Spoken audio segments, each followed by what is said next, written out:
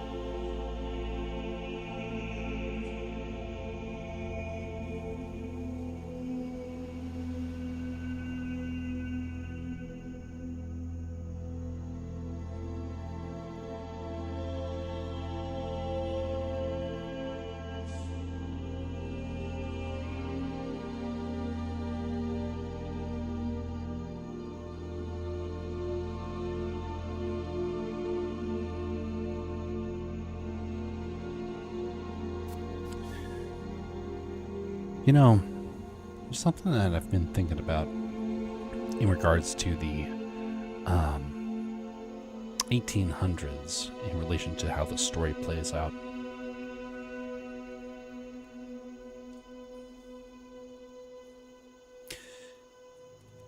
There were some folks that I had a very, we'll say it was a heated debate.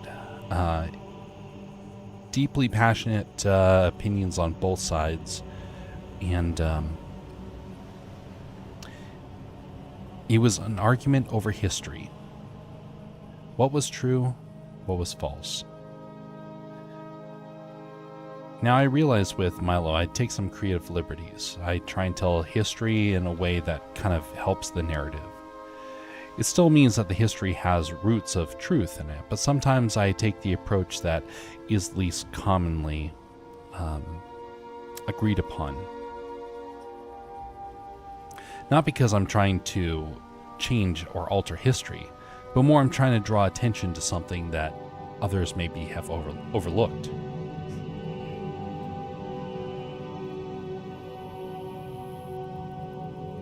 The reason why I think that's important is because far too often we can get, how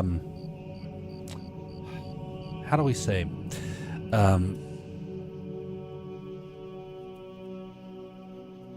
we get so convinced that we are on the right side of history that we don't stop to ask ourselves the question, what if both sides were right in their own way? Now, that may sound a little bizarre, especially coming from a Christian background. How can you say that both sides can be correct? Well, because both sides believed in what they were told.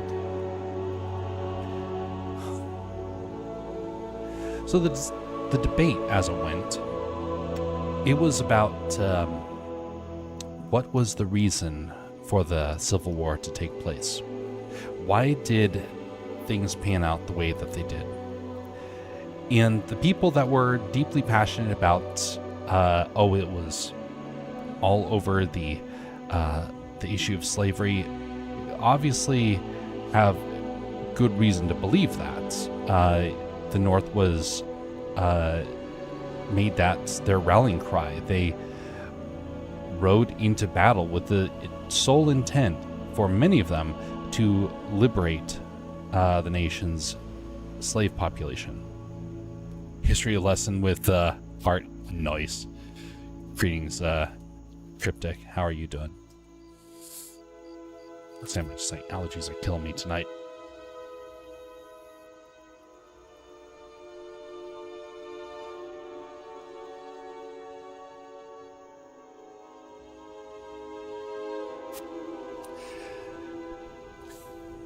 So, both sides of the argument were deeply passionate about the subject. We weren't necessarily debating whether or not slavery was right or wrong. Both sides agreed that it was wrong. But the question that we were having issue with was, why was the South fighting? What was their reason? And if you read documents from the upper brass of the Civil War, you will hear them say that, hey, we have to make sure that the North doesn't take away our slaves. But I remember hearing a couple of other reports as well, and it was from the common man. And this is, I think, very important to us today to consider. The upper brass was saying, hey,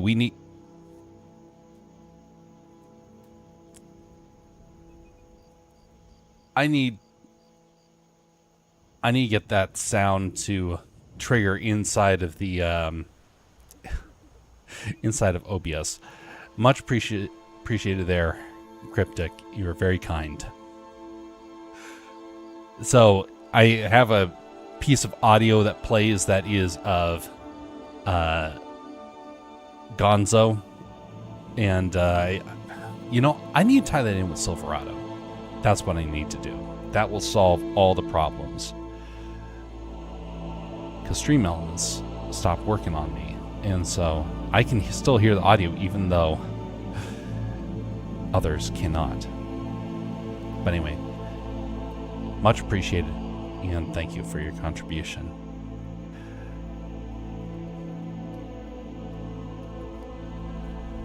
So the debate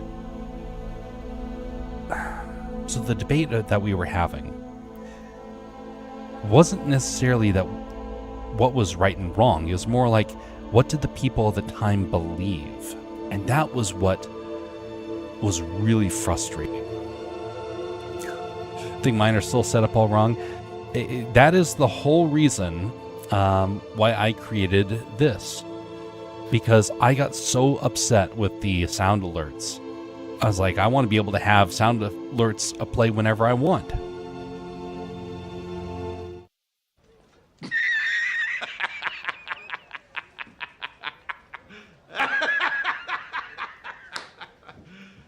You serious?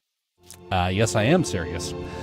But anyway, the concept behind it was that Stream Elements and Twitch were not cooperating with my system, and so I was just like, you know what, fine, phooey on that. I'm just going to go out and program my own. And so I made my own version of Stream Elements, so I can play music, play sound effects, things like that on stream, and it has been a great fix.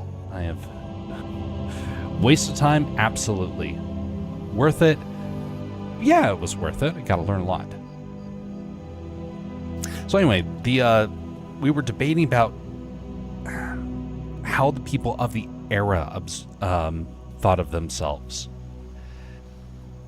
and that's the part that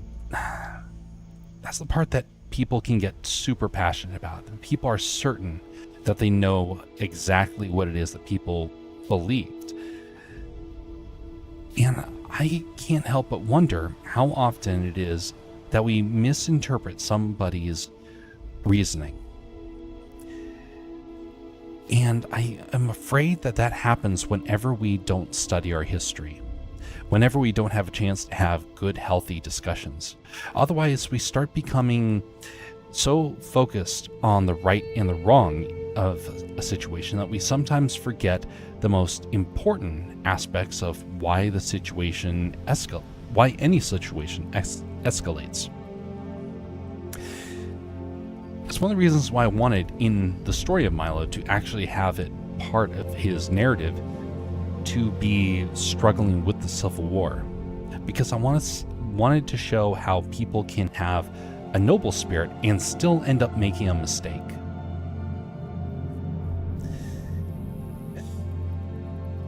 It is something where I'm convinced that in the last couple of decades that we have become so hyper-focused on what is right and what is wrong that it's actually making us incapable of fully comprehending a situation, fully understanding it.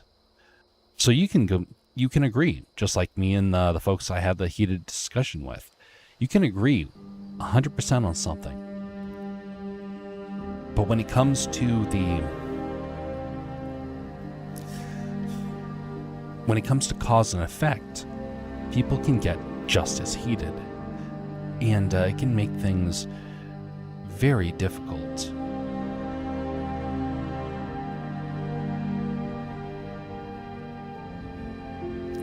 So how many people are even aware that the lower classes of the American South didn't own slaves? Yet they made up a good portion of the Southern force. So thus raises the question, why did they join? And that was the part that we got into the debate about. Why did a lot of the normies, you could say, join? Were they aware of the conflict? Did they understand what was going on? And I noticed in some documentation that apparently there was an actual campaign that was led in a lot of towns and communities in which they tried to stir up anger and resentment. And they use their own goodwill and their own common sense against them. How often do we have our own common sense used against us?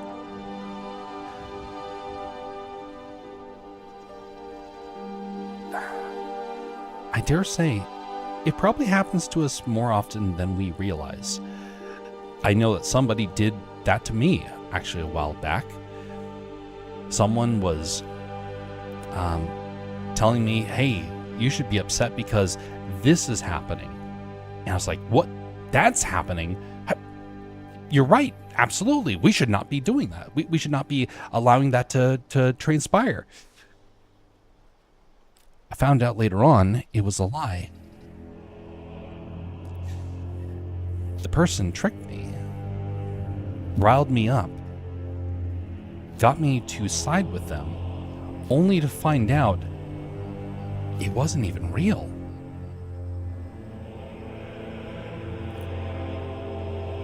One of the things that happens to Milo's character is this realization. When someone pulls the wall over his eyes, and he then snaps out of it. He's like, what have I done? And it's a narrative that I think we need to be more aware of. Because how do we detect when somebody is taking advantage of us? How do we detect when somebody is lying to us? You have to make decisions based upon the best information you can acquire. Sometimes that information isn't always clear.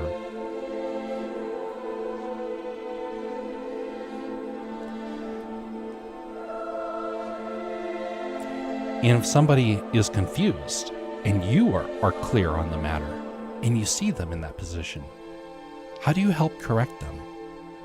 Do you go up and say you're in the wrong and then watch them become defensive and suddenly get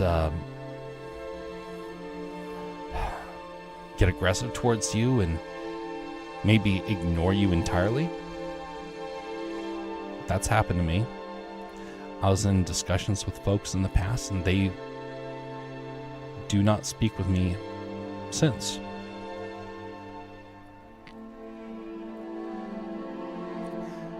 So how do you convey that information? I think that there is a strategy for doing that. But it's one that we as a culture don't like to consider.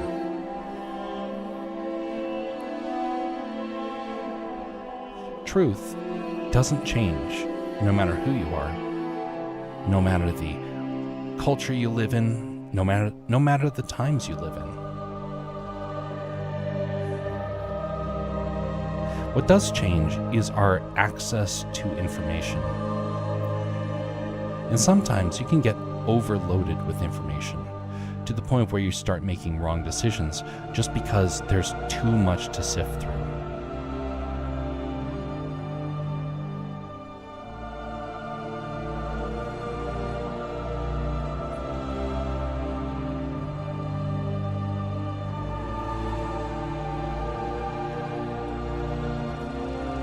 One of the best ways to convey your information without losing them is to speak in kindness.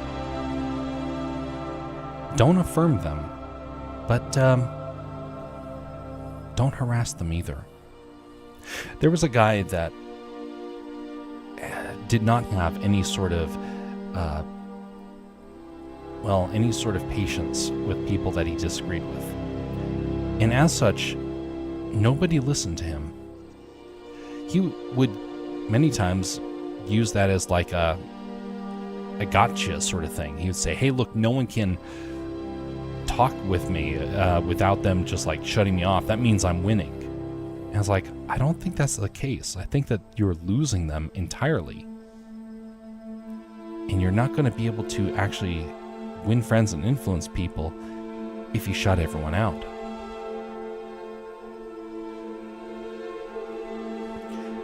Well, he was not too keen about wanting to keep friends He was more keen about wanting to stay right. So as it came about, after a couple of months of him doing this, he had no friends at the end. He lost the argument because there was nobody to be won over to his argument.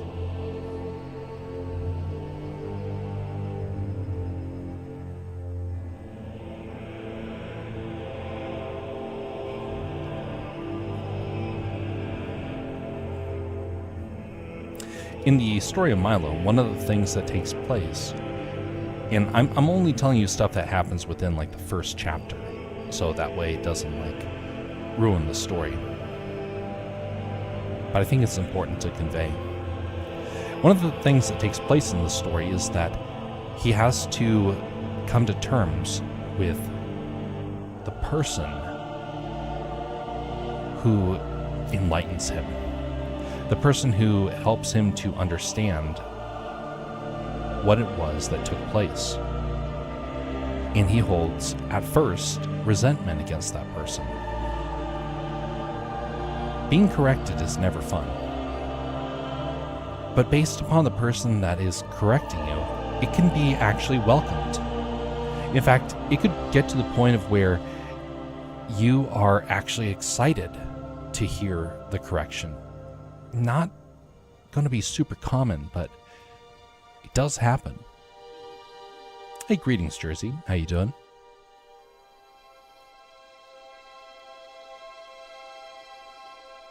Have to get back to work. Have a great stream. Much appreciated for coming by, Cryptic, and much appreciated for the sub there. It's much appreciated. See you next time, whenever that is.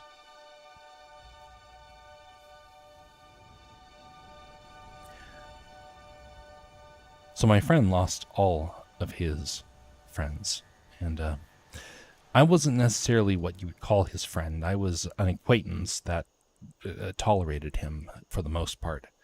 I was willing to be with him when others were willing to just forget about him altogether. He never learned, and I felt sorry for him, because he really should have understood after a while.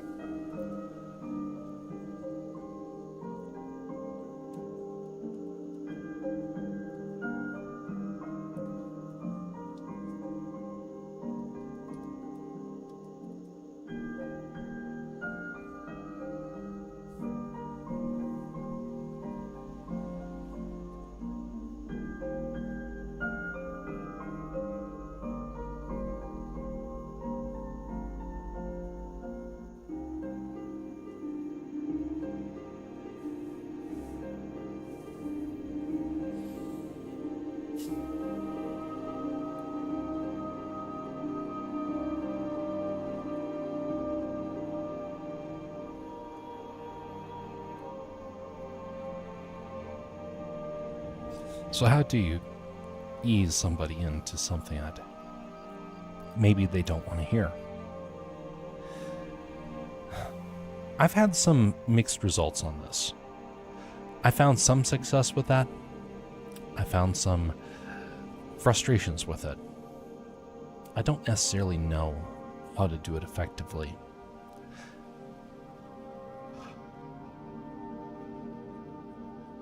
But I do know this. Listening helps a lot, even if you have to listen to something that you don't agree with. If you give somebody the time of day to have themselves be heard, they're more likely to listen to you.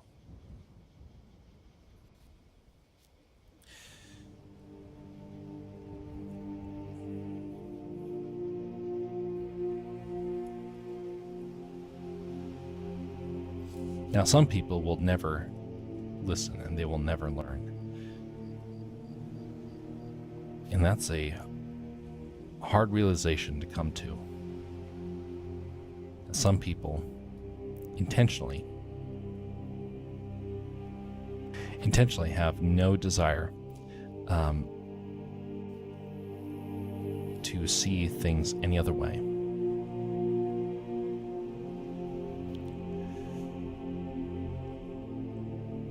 If it's something you can overlook, then so be it. Overlook it. Not everything has to be a make or break moment. But there are some things where you will have to draw the line. Where you will have to say, nope, no further. I can't allow this to slide. Don't be swift to do it.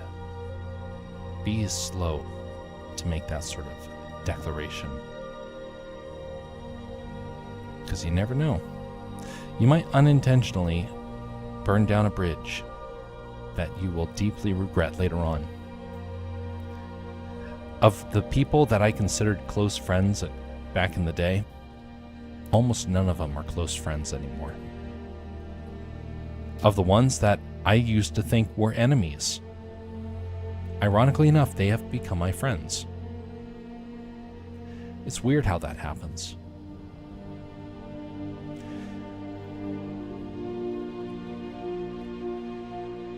I've had more dialogue and conversations with people that used to hate me than I have ever had with the people that I deeply wanted to stay in contact with.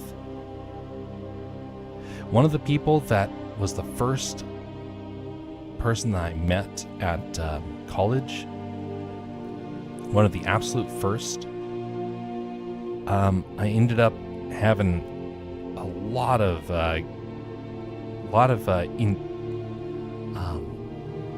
common classes with, had a lot of common hobbies that we ended up doing together.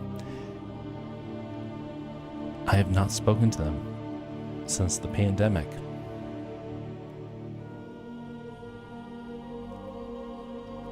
You know, that's what really got me thinking about this earlier today. Because there are some people in this world that get so deeply passionate about what they believe. And then when they find out that something bad was taking place, they can't come to terms with it. Kind of like a lot of people in the South after the Civil War. A lot of people couldn't come to terms with what had happened. And to a lot of them, it made them defensive, and they're like, no, obviously this is wrong, this is a lie, we're being deceived, we are being deceived now. We weren't being deceived back then, we're being deceived now by people trying to change the story.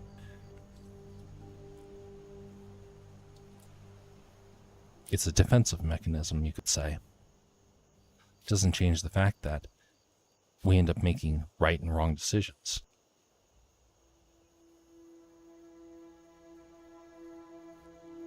Maybe we did make a bad decision,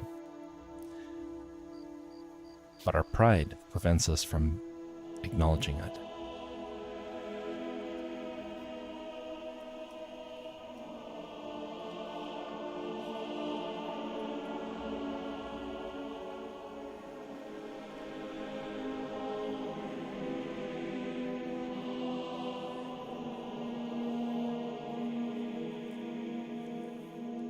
Eventually, you do have to come to terms with it. Otherwise, you will eventually be destroyed by it. Or you'll just become bitter, never wanting to hear any other voice but your own. That can get to a pretty bad spot. Are you redoing the whole art? So only the stuff that has been done beforehand. So this back here, notice how refined this area is right here. I'm trying to update it so that it has a bit more detail before I move on. So yeah, in that sense, I'm doing a full resketch of this by refining the lines and correcting it. Here's a better one over here. So this is what he looks like now. This is what he looked like beforehand. Notice all the extra details that were thrown in there. That will make the line art a lot easier. course, up here, it was to try and change the expression. So this is a technique I learned from a Japanese tutorial online that mentioned about how they go about refining artwork. And I thought it was actually a genius idea, where you have different layers that you start doing corrections with. So yeah, the whole piece is getting redone in order to try, well, not the whole thing, but the majority of it's getting redone to add some correction. Now, there's some that are not going to be corrected, but these are the most important ones, the ones that got overlooked the first time around.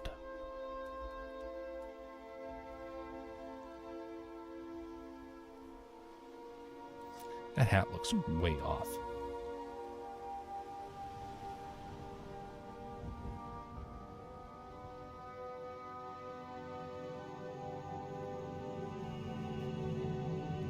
There we go. Set it on its head a little bit better.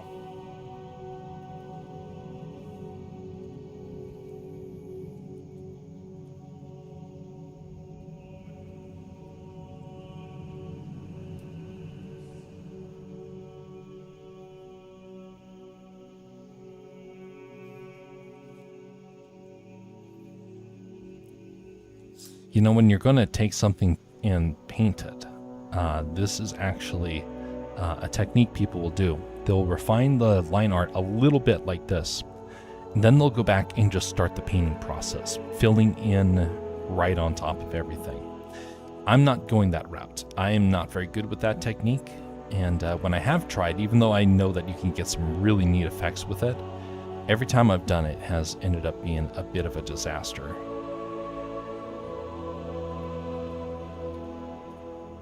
Come on.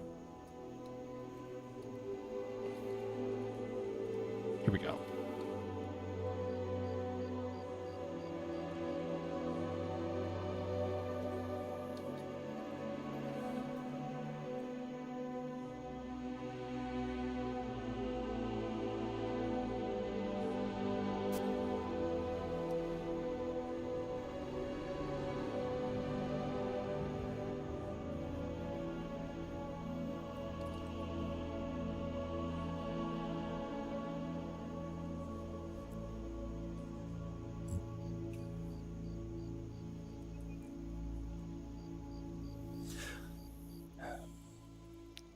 So back in the day, how did the Civil War leadership end up tricking all? I say tricking, but other people would say propagandizing, things like that. How did they get all the soldiers for the conflict? Well, it happened in a couple of interesting ways.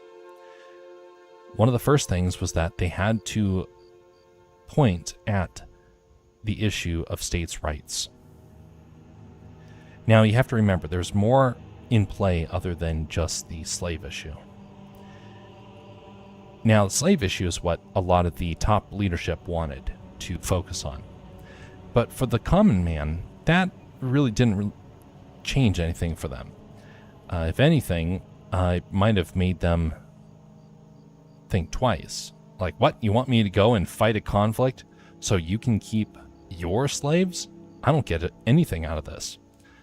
And so they had to try and say, hey, our homeland is in trouble. Our way of life is in trouble. Our values are in trouble.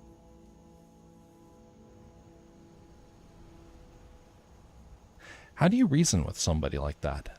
Somebody that's fighting for what they believe is right, but in reality is wrong. How do you reason with somebody like that? And you understand why conflict is so very hard to stop. It doesn't matter what conflict it is. Once the blood starts to be shed, people's opinions start to be solidified. No longer is it about, oh, well, we need to have open dialogue to help avoid unnecessary deaths. They don't say things like that. Once the bloodletting begins, all debates end. Suddenly, the only debate that takes place is with weapons and conflict. It's one of the reasons why it's so hard for the nations of the world right now that are in conflict to actually lay down their arms. The time for debate is over, and it's really, really hard to backtrack.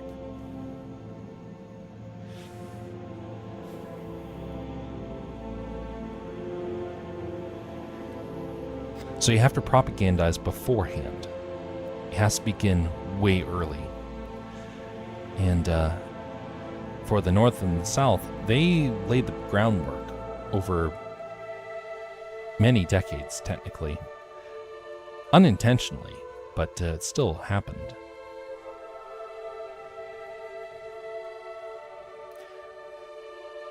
If someone comes up to you and says, hey, your homeland is going to be overrun by a bunch of people from the North that want to take away your rights, I don't want to have any of that happening.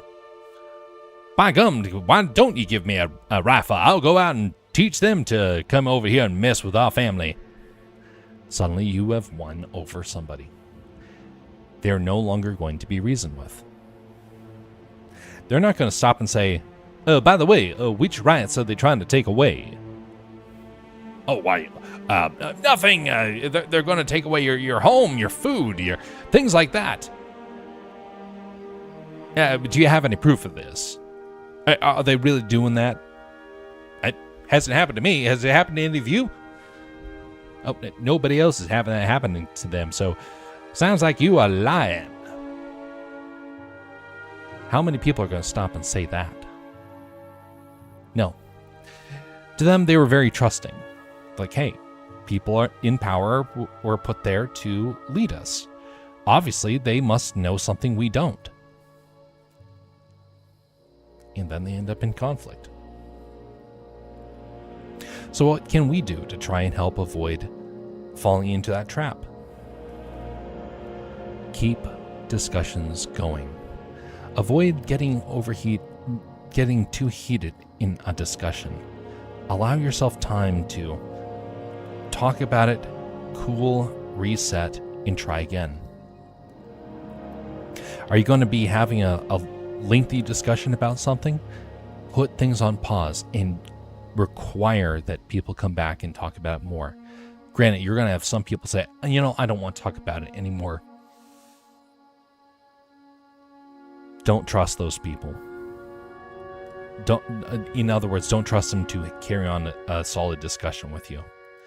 Let them go in that sense. Don't bring it up to them. Not everyone is made to have deep discussions. But for the people that do have that ability and who want to be leaders, you have to be able to carry on a lengthy discussion in multiple passes. And slowly but surely, you will start to win them over. If you're in the right. If not, well, time will start to show that.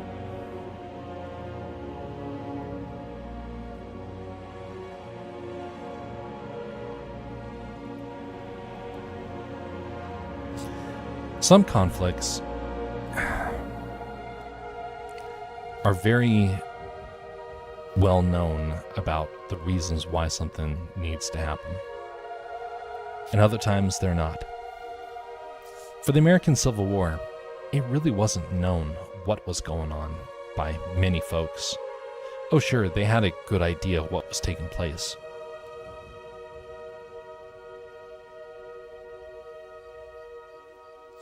A lot of them didn't.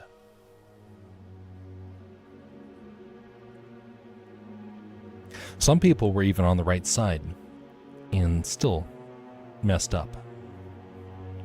There was a film that came out a long time ago.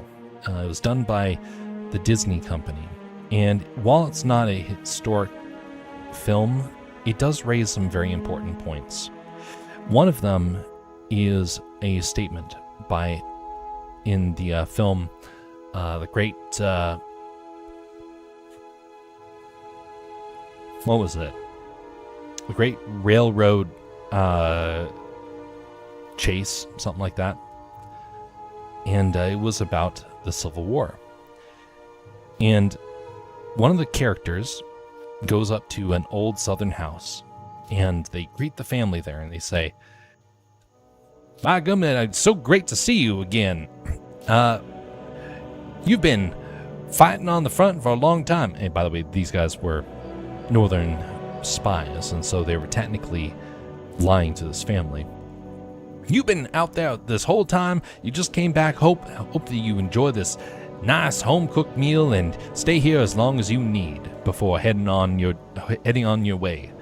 And they thank him, and one of the guys, the guy who has done this trip multiple times, says, they ask him, "So, when is the wedding going to be taking place? Our daughter is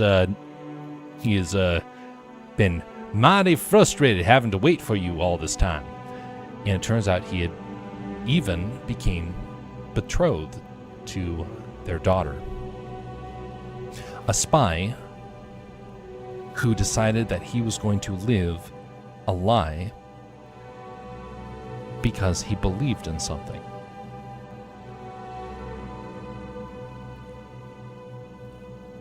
One of the characters looks over at him and says, "I feel so guilty lying to these people. They're such good, kind people, and I feel like the lowest snake that has ever crawled."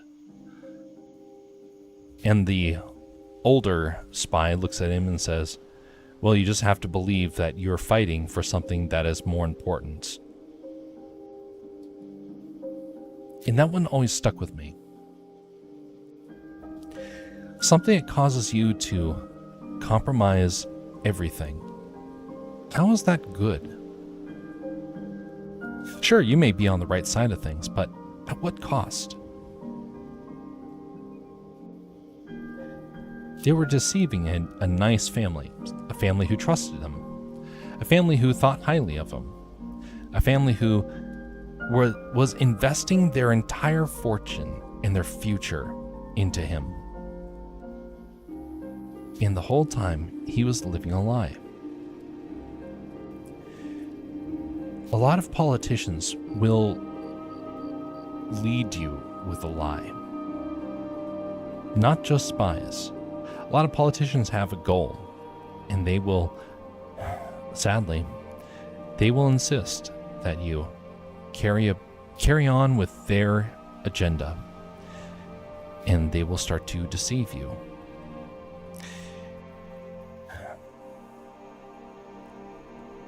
You'll start to trust them, kind of like that family trusted the spy, not realizing you're trusting somebody who means you ill, who doesn't actually want to help you, somebody who doesn't even want to help you understand. He just wants you for your resources. He just wants you for the position that he can get through you. It's one reason why I hate the concept of spying. Like, of all the professions in the world, spying is what I would say is the top tier, most wicked thing that you can do. I have no respect for spies. There are some spies in this world that are necessary. I don't doubt that. The Bible even mentions about people that needed to be spies.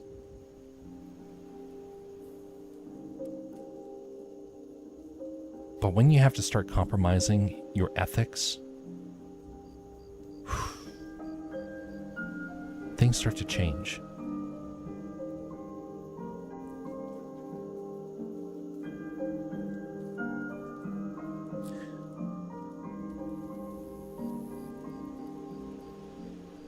Especially when people start to come to trust you. People think highly of you. What do you think happens to those people when suddenly they find out that you've betrayed them?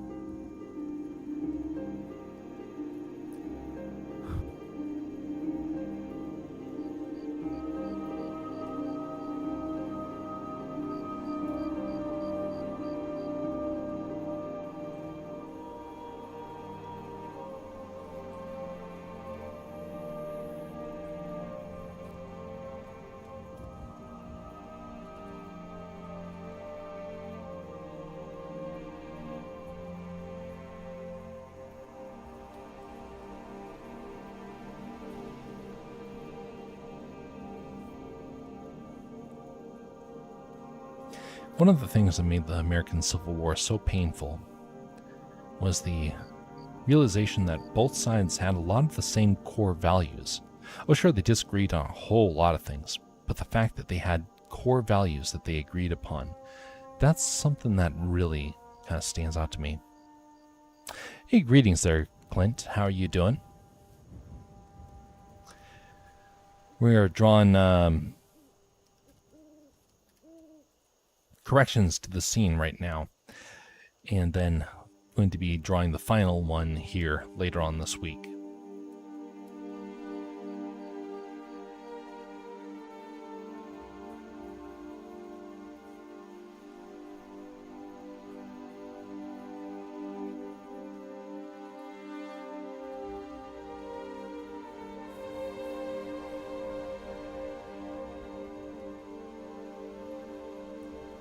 We're not going on for too terribly long tonight. We're going on for about an hour and a half, kind of like the other day. I was going to do something yesterday, but man, allergies have just been kicking me, and I have been whooped.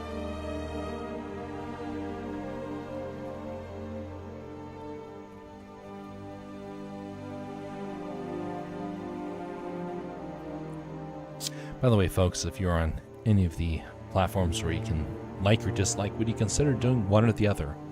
That'd be much appreciated. Right now, bots are out in full force, and by liking or disliking the stream, it helps me to know who is flesh and blood and who is not. That's the most important thing. I hate ads. I hate the scamming that takes place out here. And the thing about scamming and whatnot I cannot stand most of all is bots. Because it's like another level of just being cold and calculating.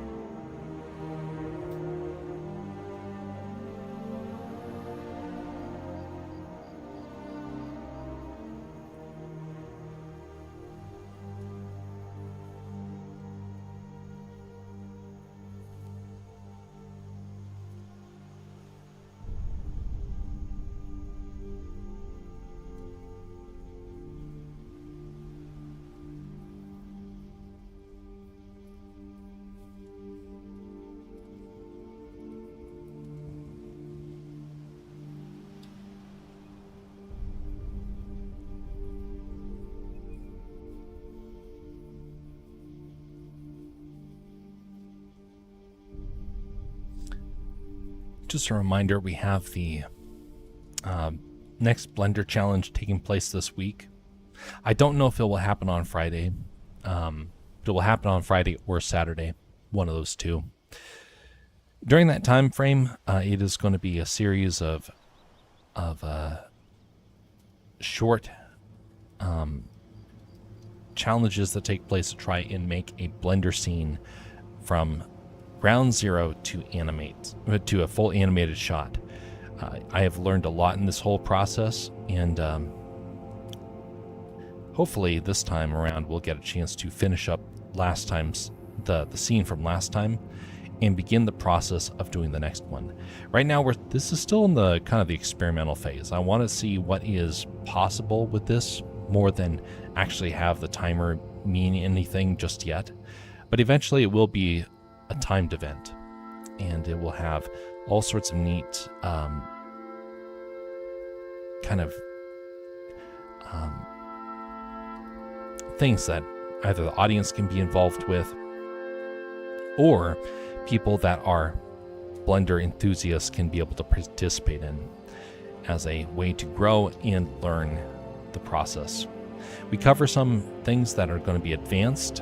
We cover a lot of stuff that is fairly simple as well, and just teach different ways to achieve some of those things. That hand does not look real. I mean, not like anyone's going to really notice it a whole lot, but I still want to do a little bit better. I know I can do hands better than that.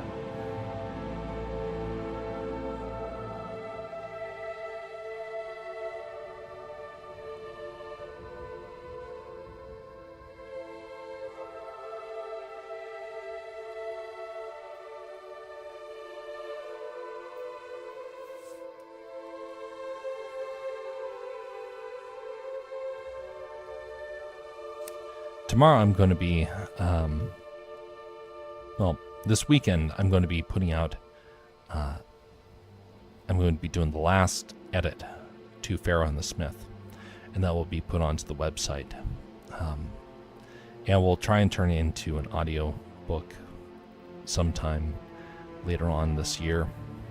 I gotta figure out like some logistics for it though. It's an experiment, and I hope the experiment turns out well. Time will tell. Time will tell.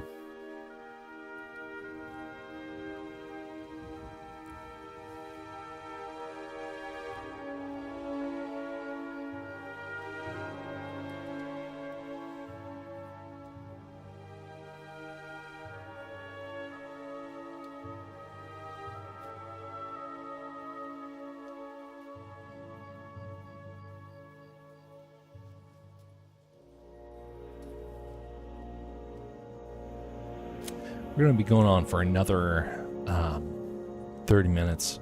We'll be wrapping things up for the evening. If you do want to see some more... wait a second.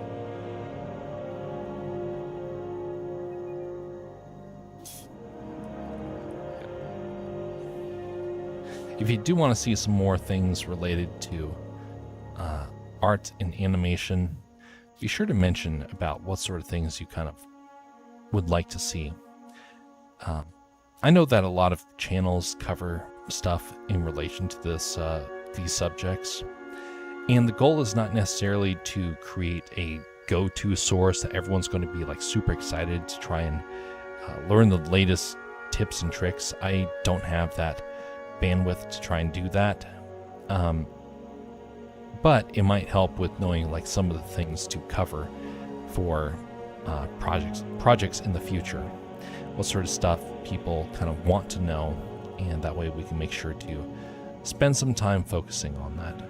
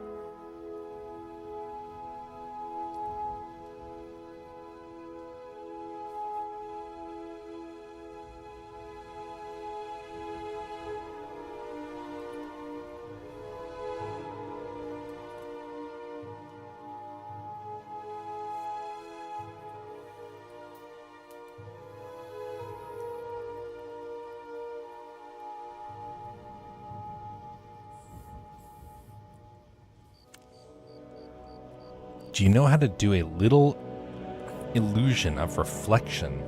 I'm drawing a yellow reflective vest, and I'm trying to get it. That shiny illusion. It's more lime or green or that yellowish. Yes. I know what you're talking about. Let me show you actually what is the technique that I've done in the past for this. So let's say we're going to add the shine to this vest right here, to this jacket. What we start off by doing is defining where this reflective surface is going to be. Start off with this base color.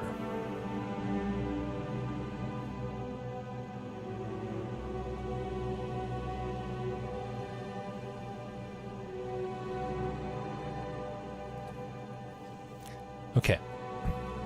Next, what you're going to do is you're going to create, you're going to do one of two things. One, you're either going to lock the layer, or you're going to add in a clipping mask. I'm going to do that for this, a clipping mask. So I'm painting over top using a different color.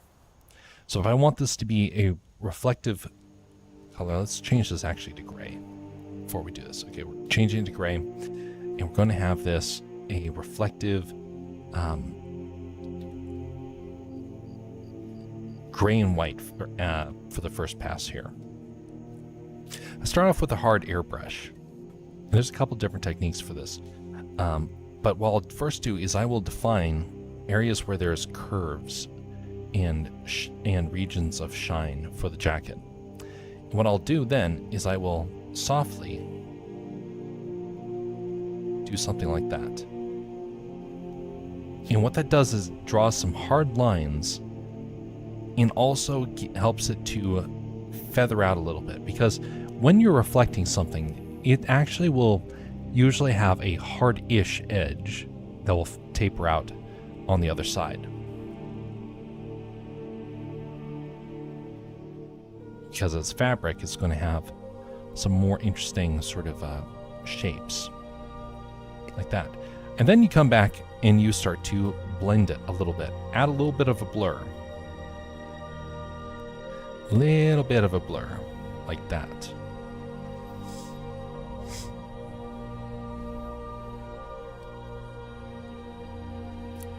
And then, come on. There we go. I keep pressing the wrong button. And then you're going to do one that's kind of over the entire area, just ever so gently. Now you have the ability to create another clipping layer if you so desire, and have it tinted a certain color. Let's change that to color reflection and tone that back a little bit.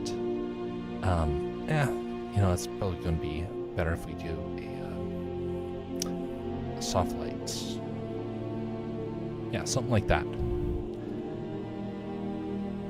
Finally, you can come back to this layer that has some white on it, and you can add a couple of speckles to it. Not too much, just because reflective stuff is going to have some particles that are built in with it. I put those in as yellow, so I'll get rid of the saturation. There we go.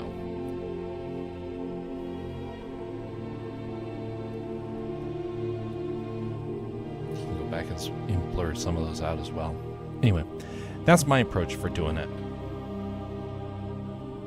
Need to learn to use the lasso tool more. It's a good tool.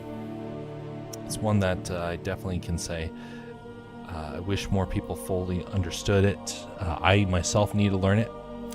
How do you edit the layer saturation option so quickly? It is a hotkey. So if you press Control U, it will pull up your hue and saturation settings. That's how you do it.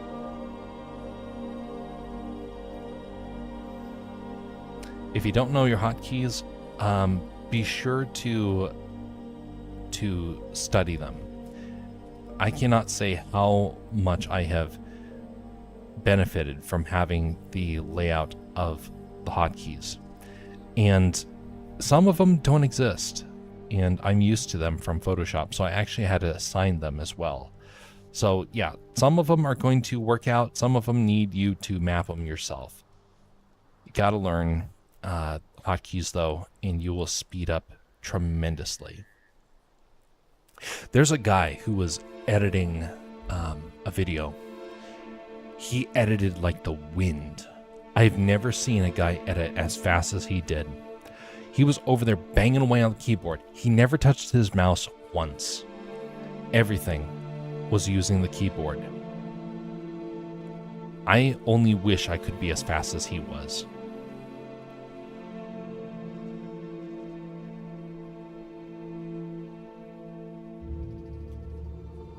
I've been trying to get faster with things like that.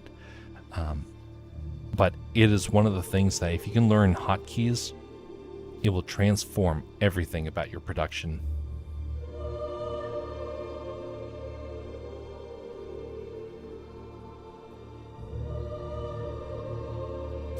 I decided to buy a tablet with a few buttons. Yeah. Even if only 4. Yep, I've got 4 on mine and a rocker, which doesn't really... The rocker ring doesn't really help out a whole lot. I do not like that button setup, but some people, they're big fans of it. It's one of the reasons why I got this. Most of my brush hotkeys are tied to this. I had to customize this, but it's just a number pad. I found a number pad for $20 and was like, I'm going to get this. Great investment.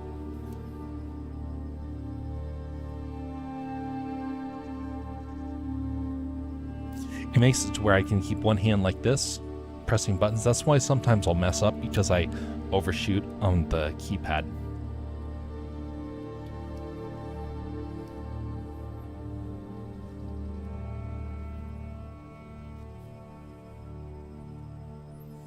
Looks like a calculator.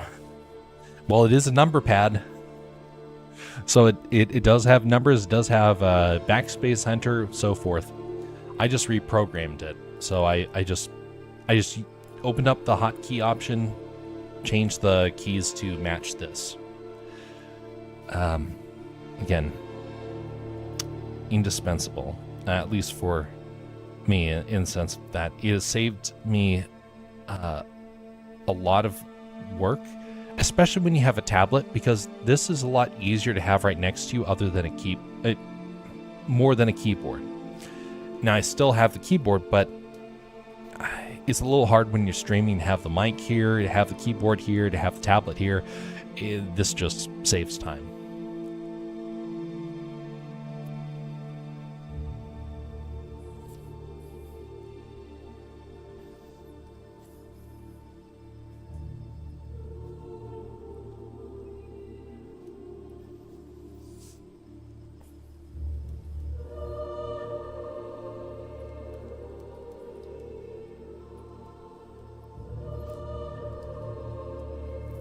We're going to try something that I downloaded.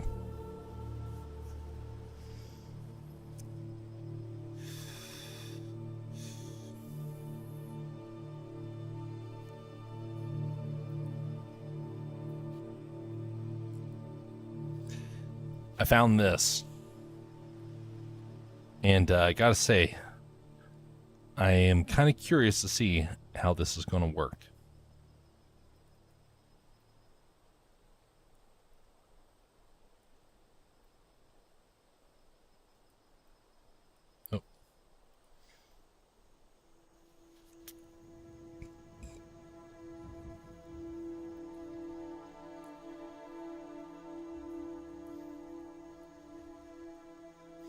I do not like the controls for this.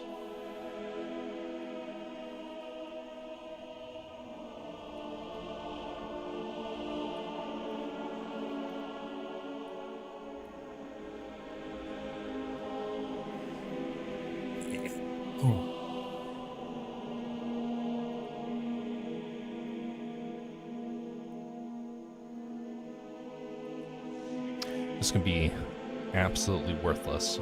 But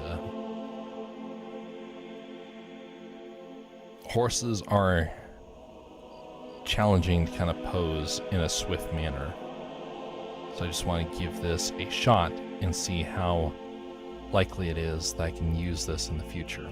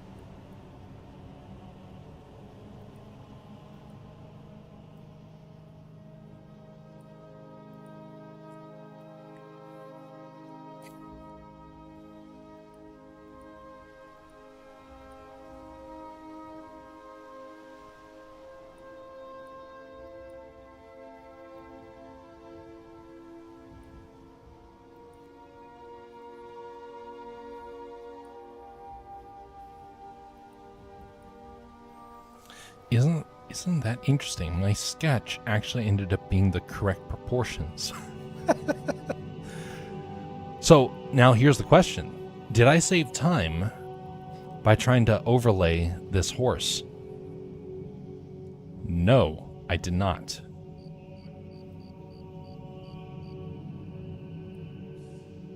No, I did not. I still wanted to see what it was like, so probably won't be using the horse very often, but I do have it just in the event that I need it.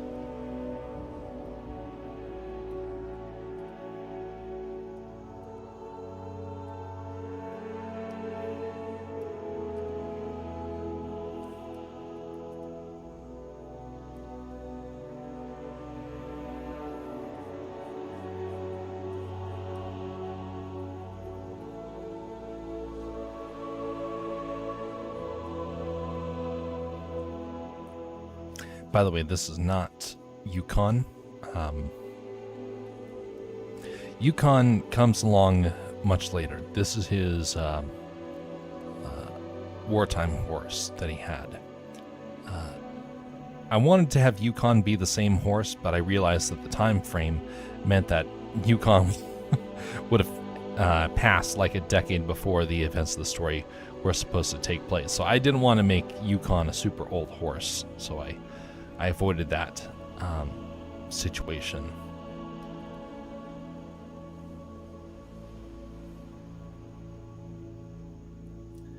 I want the story to make logical sense. I know it's fictitious. It's not designed to be a textbook. It's designed to cover elements of history, but to kind of be like a Henty book, where it has historical elements that the reader can learn from, but it isn't supposed to replace the need for actual history. It's supposed to help, spark an interest in history, to be able to learn about the things that take place, rather than just to ignore them and say, you know what, class is done, I don't need to ever hear about this again. I want them to see kind of how this stuff pans out over history. The ways that it transforms us.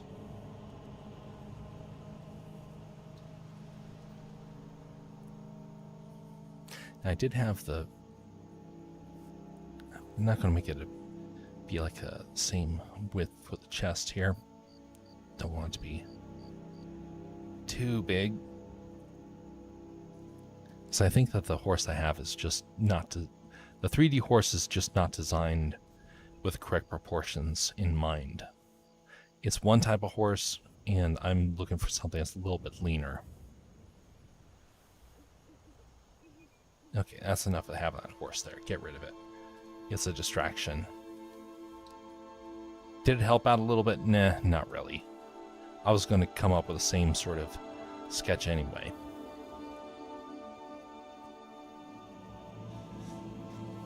Can't wait for the AI tools that are able to move things around in photos and paintings when you can just grab a limb and move it around a bit.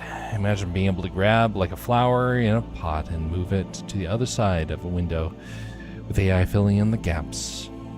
They technically already have that. It's bugged. They technically already have it.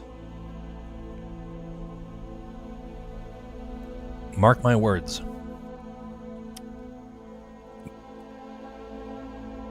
Governments are going to outlaw AI in a few months or a few years.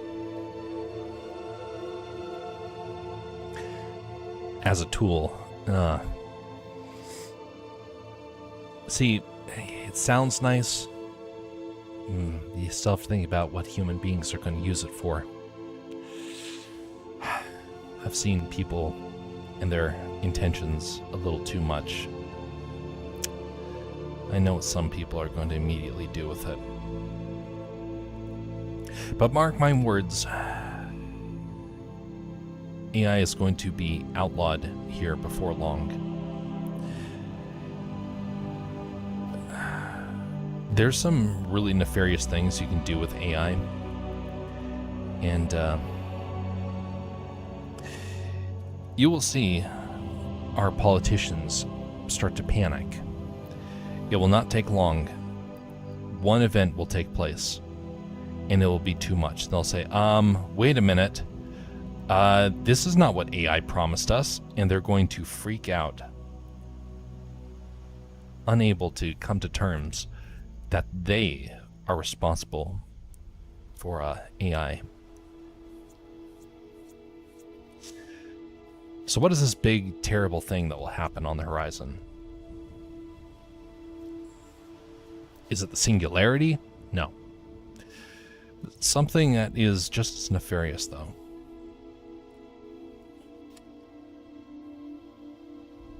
It will be political hit pieces. It'll be propaganda that destroys nations that are free.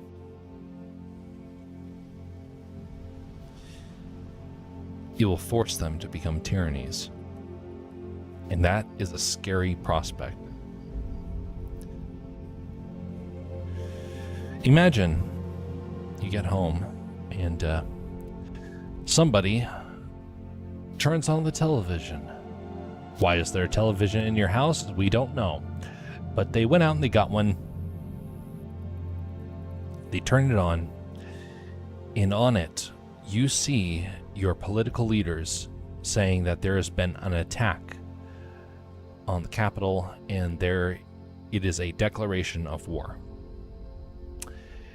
You're supposed to report because the data record centers have been destroyed. You're supposed to report to the nearest military base and be willingly or unwillingly conscripted into the war. You look outside and you see smoke off in the distance. You're like, dang, it must have actually happened. You go down to the base and you put in your name. And they say, what are you doing here? And you're like, I was told to come down here. Put in for military service. No? Who told you that? Oh, well, the government said to do that. It's like, government didn't say anything. That's a fairly benign thing. You have an authority figure that you can be able to call to. What happens when you can't? What happens if people start to panic? Overthinking it? No, Jersey. I'm not overthinking it. Because this already happened. Twice. In Africa. Somebody didn't like his political opponent.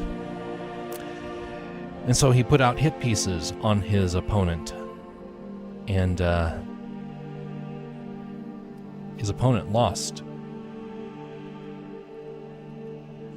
AI has already influenced 2 elections. The other thing that took place, there are people where they have had their likeness used for propaganda pieces by other nations. China's the one who's done this. They found some people that they turned into AI agents to propagandize against people. There are hundreds of accounts, thousands of them. Thankfully, governments are starting to take them down. The social media companies are starting to take them down, but they exist. And they're pretty potent. Some people are completely deceived. Some people give money, others are being used for soft power. It's deeply concerning because it is happening right here, right now. What I just did is I just tied 2 parts together. into what is likely to happen next. Now, I didn't go the full length, but there's some pretty nefarious things people could do with it. No one has yet, or that we know of, but it wouldn't take much to deceive the entire world. Well, correction, a lot of the world. Anyone who's over the age of 40 or 50 would be deceived.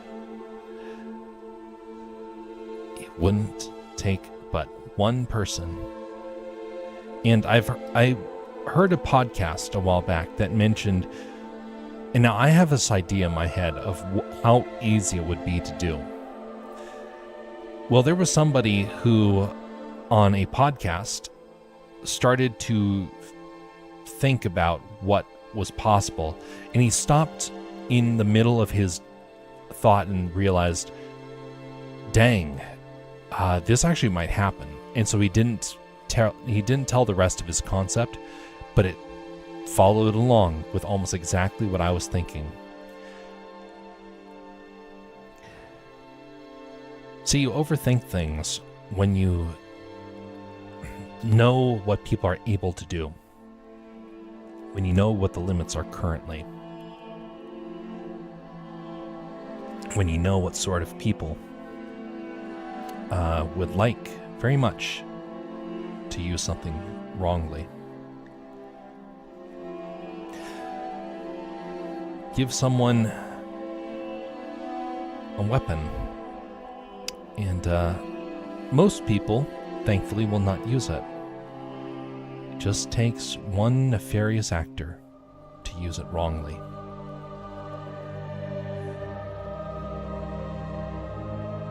That's the person that worries me about AI.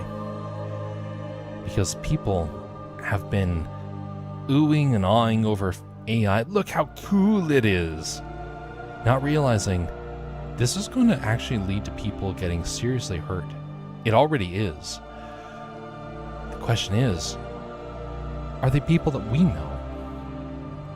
I know people in that category. Not personally like destroyed by AI, but I do know somebody who got very, very, very, very close. Their life was almost destroyed by a scam.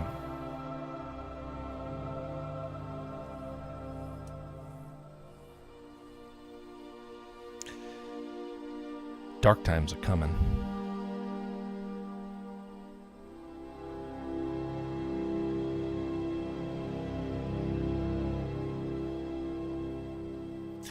The semi-new app that can generate a 3D model off of a 2D image, it's actually not a very good model. If you know 3D, you'll notice that the topology is way out there. See, one thing that AI cannot do is it can't troubleshoot good topology. It can't even figure out like some of the different angles of an object. Automation makes life more miserable, not better.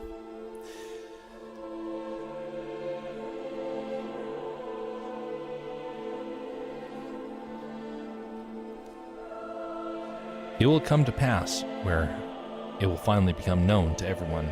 Right now, it's kind of known to just a few about some of the possibilities, because no one has pulled that trigger, so to speak. But we're getting close. Oh, we're getting close. I think the trigger's already been pulled. We just don't realize it because it's good stuff that's really hard to tell. Over in my country, we had a president who, for the last year, we didn't know if he was real or AI. When President Biden was going around, there were some things where there was like some odd things that took place.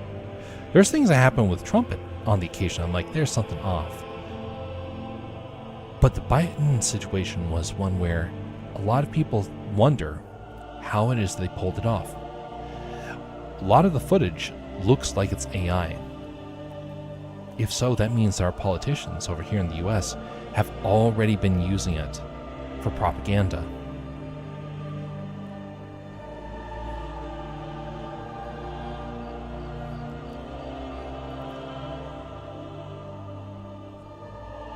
Looks a bit messy.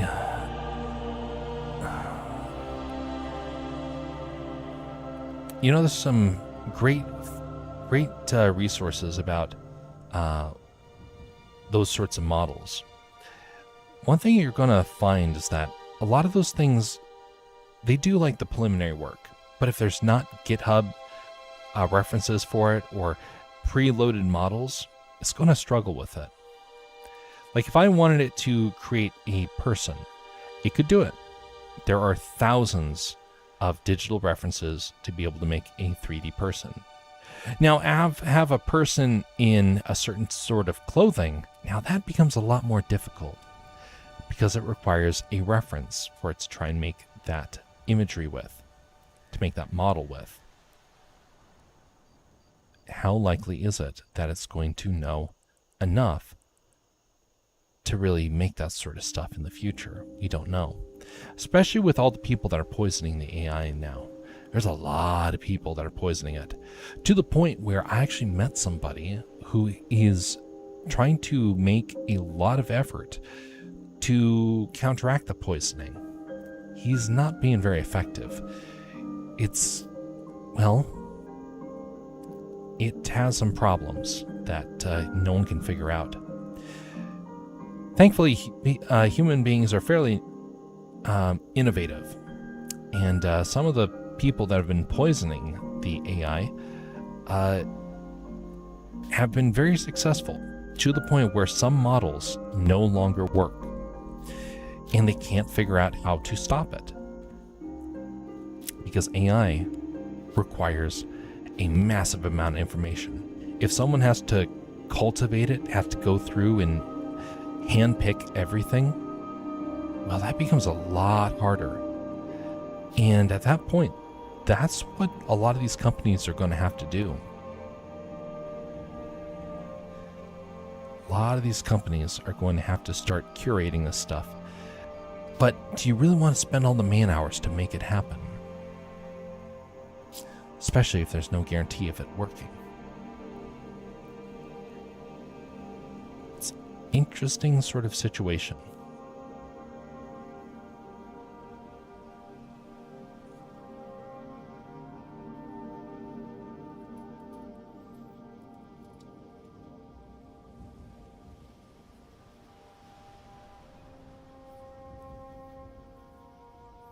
So it's going to struggle.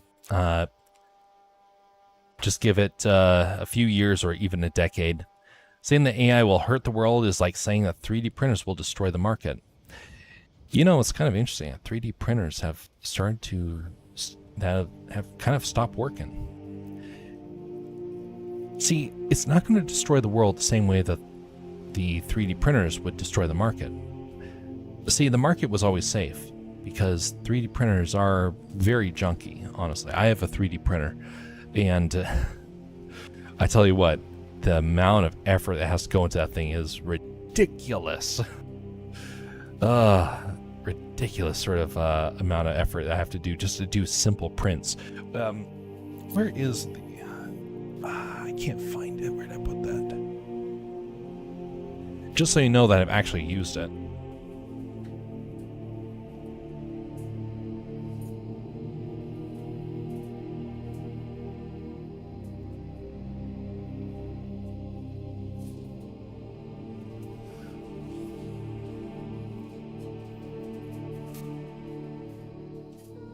All right, this is just a small one. I have a big version of this around here. This is a Star Destroyer from the prequel trilogy. I have one that's much bigger, but I can't remember where I put it.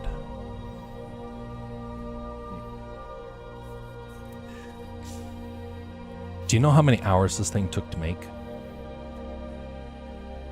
This one was provided. This one came as a model you could download. But it wasn't clean. I had to update it. Especially for the bigger model. This one was printed as a single piece. The big one had to be glued together, 3 parts.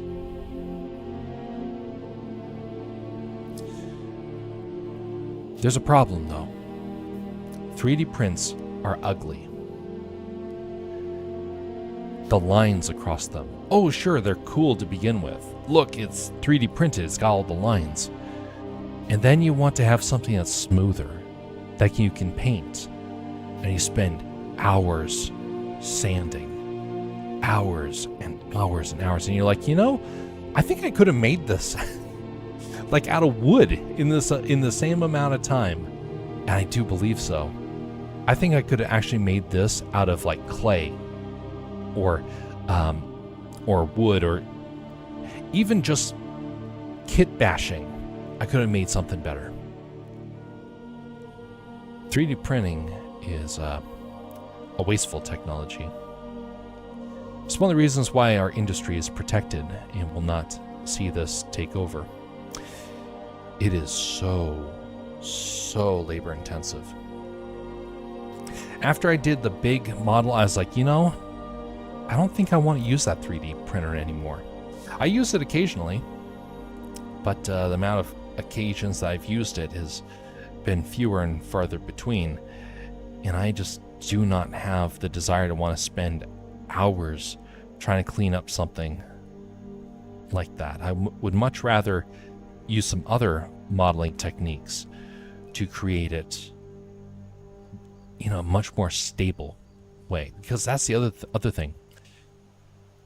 If I apply a little bit of pressure, this whole thing will break. This is well infilled. Because what happens is that the 3D print lines are the weak point. Now, there are ways to help get around it, but you don't want to rely upon it. Now, the way that you can use this is prototyping, and that's what people should use it for. Prototyping, coming up with an idea, testing it, and then saying, yes, let's make the real thing. That's what they should be used for. But why is AI different? Isn't it something similar? It's an industry killer.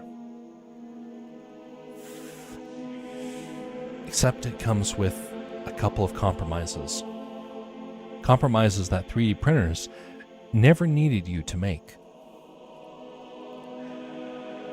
Compromises that say, hey, you know what? You want to use this thing? Great. You're going to have to sacrifice a lot of free will. You're going to have to sacrifice opportunity. You're going to have to sacrifice your knowledge.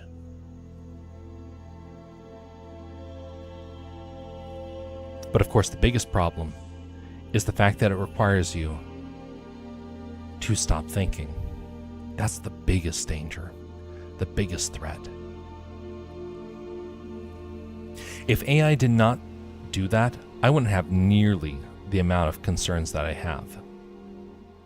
But people are like, nope, the AI said it, I'm going to believe it. And like, no, we crossed over a line here, folks. We can't surrender our thinking. That's the reason why it stands out. That's why it's so different. 3D printing is a fledgling market still. Just give it some time, just like with AI.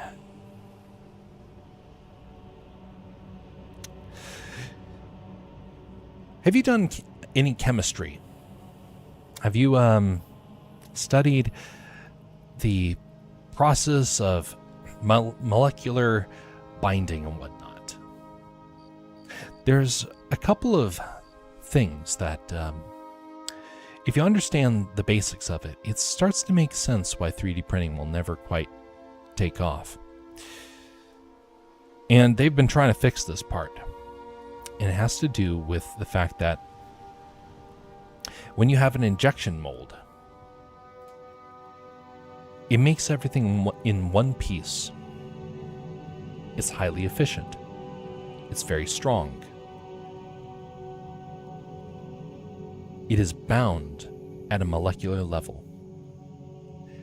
Everything was melted together. Everything fused together. All the molecules aligned. If you're working with metal, it's even more important that you get everything to align. You have no gaps. This thing is not full of air in between the molecules. It's sturdy. It's compact.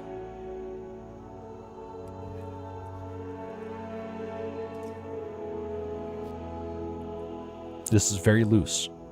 It's full of air. The molecules do not align. They only align in a roundabout fashion. When you heat it to try and iron it out and fuse them together, it doesn't work.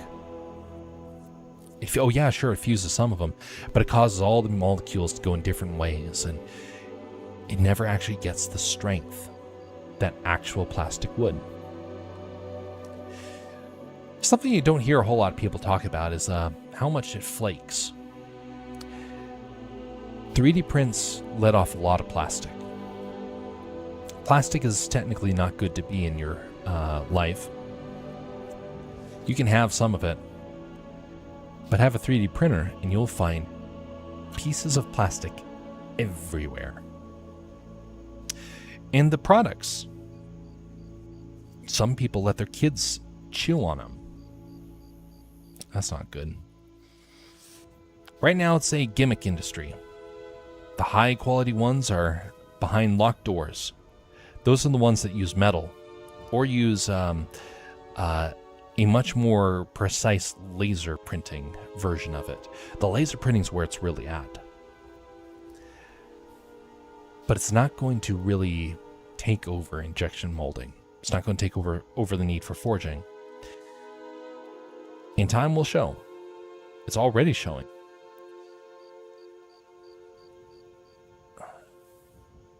Some technologies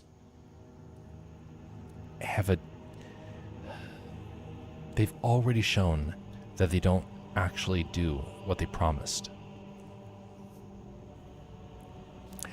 3D printing was one of those. Some people invested a ton into 3D printing. Some people made whole industries off of it.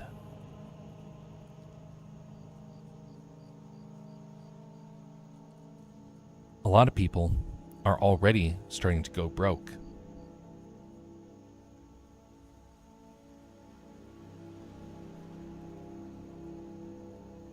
Even NASA is experimenting with 3D printing. The whole building is similar to Moon and Mars dirt in preparation for human presence there. They look like an igloo. I know, they've been really investing hard into that sort of stuff. There's a big future in 3D printing for sure, as it will be cheaper to build with dirt and dust than it will be to bring it from Earth. In a way. But, is it really better to use a 3D printer on Mars? Or is it more efficient to have a craftsman sent? A real craftsman is able to forge just about anything, able to make just about anything.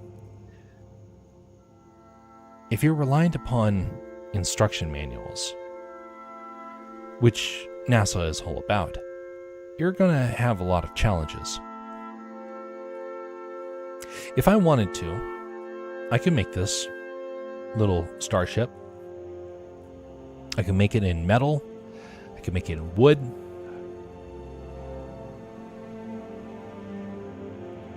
Might take some time. I could even make this into a drone.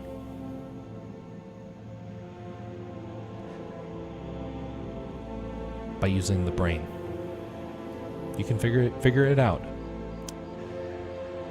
There's some really neat things you can do with it, and eventually you can come up with ideas that are way outside the box. That would be a lot of fun to do, actually. I would love to go into engineering, get to just tinker on things and create some outlandish sort of creations. But it requires the hands. It requires the brain. It requires an understanding of how the machines can benefit you and how the brain needs to troubleshoot.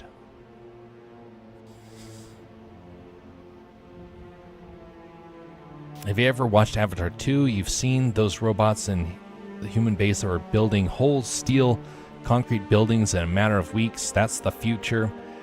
More data related jobs, less working jobs. Not really. Right now, I have a couple of friends that are in the data analysis business. We'll just put it like that. I know some people that have already lost their jobs. One of them worked for a bank. Like, hey, we don't need you to process numbers anymore. It's like, well, what am I going to do? You know, the only thing that matters, physical labor. He's like, but I got into the bank because I thought I was going to make a whole lot of money. Like, yeah, well, now we're making the money, and you're not. And they got rid of him. Why would people? If a machine can do a physical job, why couldn't it do a data analysis job? Data analysis is right up the alley of an AI. It's already been doing it. Right?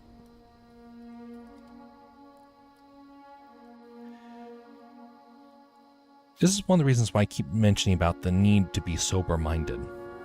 Realizing the future has potential, it has hope, but it also has some really difficult challenges. And there's some deep, deep problems that have to be overcome. Now, granted, time will eventually kind of give us all a chance to kind of come to our own realization of these things. You will find, though, an ever-increasing number of your friends will start to express concerns. People that I know that were big AI advocates just a few years ago are suddenly very nervous because for the first time in their life, AI has come for them.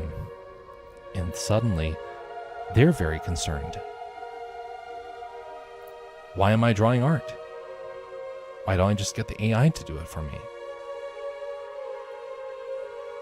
Well, the AI may be fast. It's not good, though. Why don't I get an AI to 3D print drones on my machine? Program them so that I can be able to fly them around at will, because it technically wouldn't work. A lot of that stuff requires some level of human involvement. The more you rely upon the machine, the more likely it is that the machine will rule you. It's not that the machine will replace people that have the cunning and the ability to avoid it. It will replace the people that become subservient to it. Avatar 2 is fiction. Now, granted, the concept of robots doing manual labor like that is completely plausible. So what does that leave us with? Does it mean that we're just going to be soldiers? Does it mean that we're just going to be burdens in which somebody eventually says, you know what, we're tired of these people mooching off of us? By the way, it said every tyrant ever.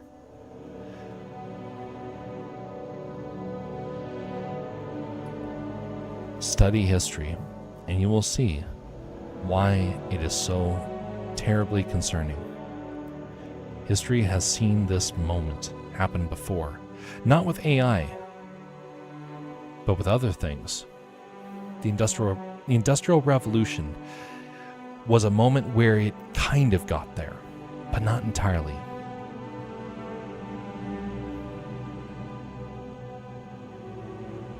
Still, the dangers are there, and they're rising. They're getting worse. Don't live in a Terminator universe? So here's a question. How do you know that? Now, I don't think that we live in a Terminator universe, but how do you know that? What proof Did someone tell you?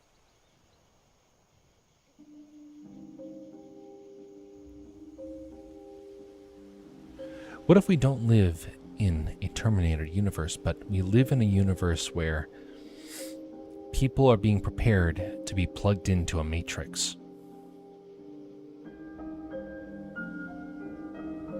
Oh no, we're not going to be the batteries. No, we're going to be something even worse. We'll be the brain power for it. And rather than put into pods, we're going to be put into VR worlds in which we will be contributing our head processing power to help optimize the machine.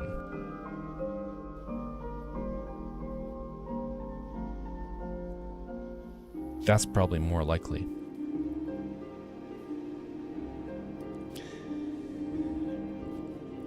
The more I see of it, the more concerned I get, but also the more hopeful I get, because I see its flaws. The kinks in its armor are starting to show. But the biggest concern are the people that are going to be subservient to it. That's my biggest concern. I don't fear for the people that are standing up against it. I fear for the people that have made a deal with it. Because I do think it's almost a deal with the devil. It requires you to surrender so much. The biggest thing, it requires you to surrender your critical thinking. Now, not just the machine does this. Other things do that too. YouTube does it. Wikipedia does it. The news does it. Everything that's trying to get you to surrender your ability to think. And it says, thinking's dangerous. Leave that to the professionals. Oh, well, okay, I'll let the professionals figure it out. Oh, the news says to do this, I'll do this. The news says to get upset, I'll get upset. Wikipedia says not to be concerned about an issue, so I won't be concerned. Wikipedia says to be concerned, and I'll be concerned. All of it's designed to do that. It's already happening. The AI just optimizes it, makes it far more potent, and grabs onto new people and says, don't even bother. I'm here to replace you. It's like, no, you are not here to replace me, you machine, you infernal machine. You will never replace. And I will resist. And I will be victorious over the machine. But a lot of people will not, because they want the machine to work. And that's where worldview comes into play. What is your worldview? Why does the machine have so many problems? Why does it matter at all?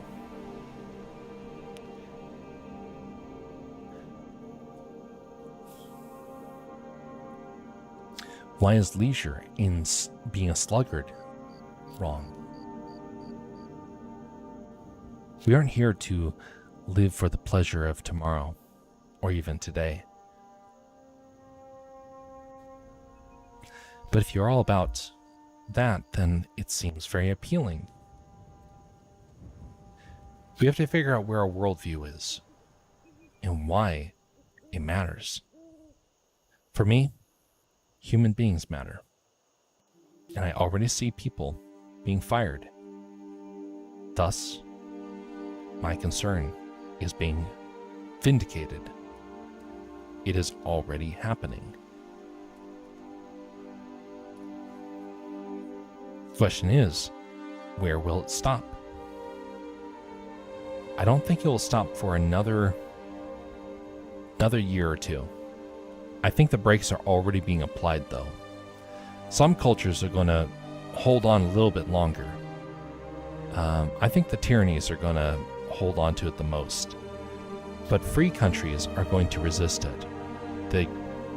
The rejection of it is beginning. especially since people have already lost their jobs. There's no need to risk human life if you can send a robot to do a dangerous diving job in the Earth's oceans, or a space worker job on Mars. First, they will replace dangerous jobs like soldiers and stuff, and later they will replace hard labor jobs. Always look at the bright side. Why? Why look at the bright side if it means that we still have to bend the knee? See, that's where it goes first. But it's not where it's going first. It's going for media jobs. It's going for artist jobs. It's going for the things that give people hope and inspiration. It's trying to replace teachers. It's trying to replace management positions. It's replacing the blue-collar worker, the delivery driver. Everyone is being replaced. It's not the dangerous jobs. It's the common everyday jobs that are being replaced right now. It's no longer theory. It's happening. I might have agreed with that statement 3 years ago. Except the last 3 years, people have invested heavy into this stuff. CEOs are not cartoon villains. Not all, at least. I beg to differ. I got to work for Bezos. I got to work for Bob Iger. They are cartoon villains. They have no values. They fired people left and right. Bezos came into Amazon one day and said that everybody across the world was supposed to be given a notice. My management team passed it on to us. We were working summer of 2013. Management came in and said, "This is from Amazon, and they want you to work harder, and we will not hesitate to replace you. You all are robots until we can replace you with the real thing." What? Every one of us was going to be replaced by a machine. Now, granted, it's not happened necessarily, but there's a lot of positions that have been. Cartoon villain? Ooh, they are the definition of cartoon villains. They're also some of the biggest supporters of AI.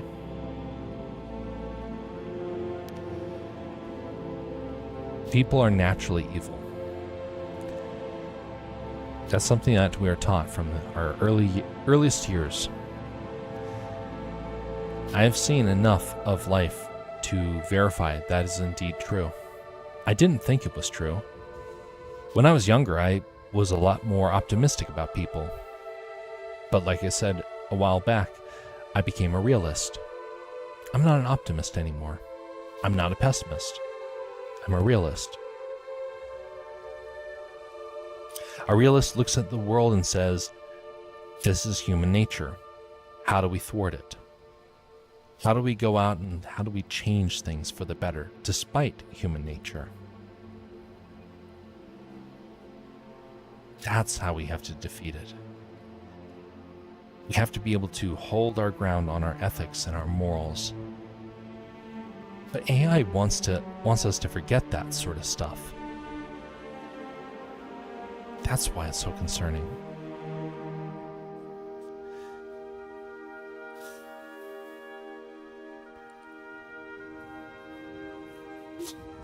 Sounds like a fantasy world for pessimism.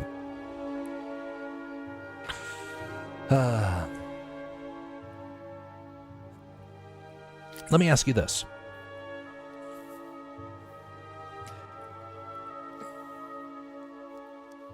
You're walking in the woods And you hear a growl behind you. You turn around and you see a gigantic Kodiak grizzly bear. Massive bear. It looks at you, and you look at it.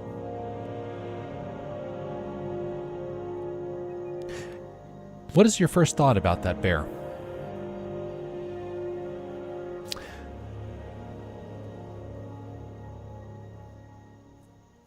Do you think it's there to help you?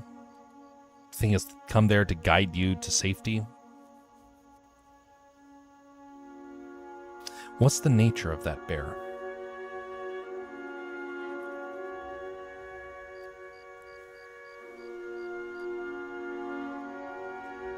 Possible danger? Well, see, now that's where things get interesting. A Kodiak bear is usually going to be hunting salmon. You're not likely to be on the menu. Likely. A realist says this bear is designed to eat fish. But it can, when given the chance, will eat people. For the most part, you're perfectly safe with a bear. You don't have to worry. Well, grizzly bears. At least in Alaska.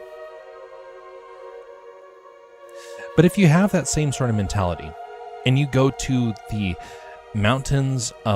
Rocky Mountains on the American West Coast, the story's different. Brown bear will attack. In fact, I've heard stories about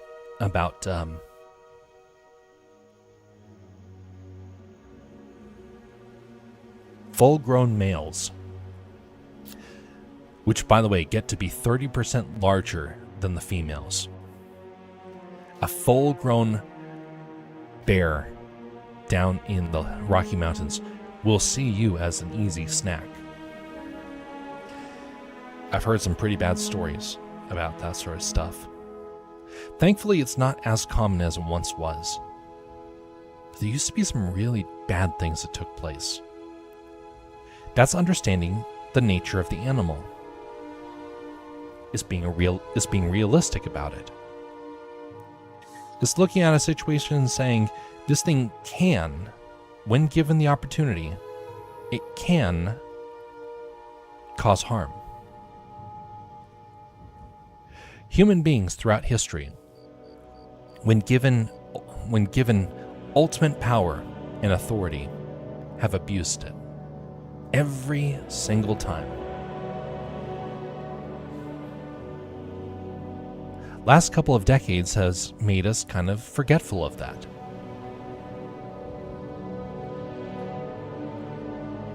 But it still exists.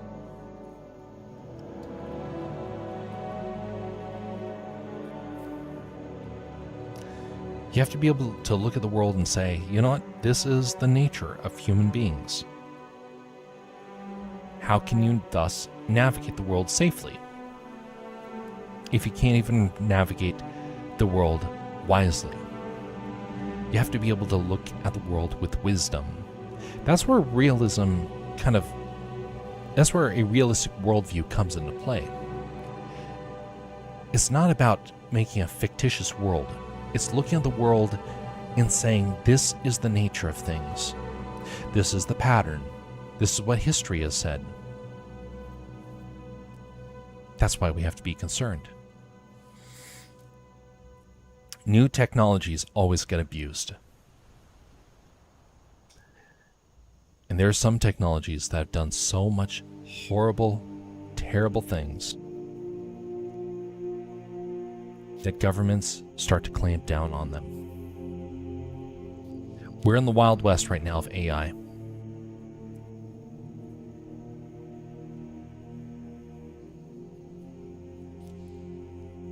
A darker time is coming, because that's the nature of these things. That's the cycle of life of new technology. But this one has crossed a line. It's crossed an ethical line, And that's what makes it so much worse. It's not that it doesn't. It's not like, well, you don't even have to fantasize too much about it. A lot of this stuff is happening right now.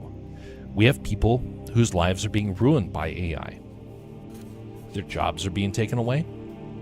Some people are having false information forged for them. People are showing up to doctors' offices and they're in critical condition because the AI gave them bad advice. Yes, that is happening. There's some really bad things taking place with it. There's people that are themselves, because an AI told them. There's people that are divorcing family members and turning to the AI. Yes, all these things are in the news. They have happened. So it doesn't take a pessimist to see what is happening. It doesn't take just a realist. It doesn't take anybody but somebody who's observant to say this is happening. Question is, how far will this stuff go? How much longer until the brakes are applied?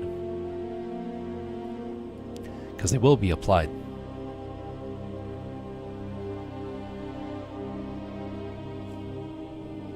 But the worst thing with AI right now is that it's replacing our minds. Students are graduating from school having used AI for everything.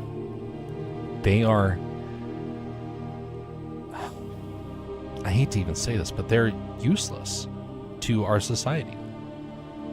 They're nothing more than a machine. For the machine. That's what's so concerning. Not that people have used AI, but it's that the people that are using it are already abusing it, or they are getting abused. It's already begun.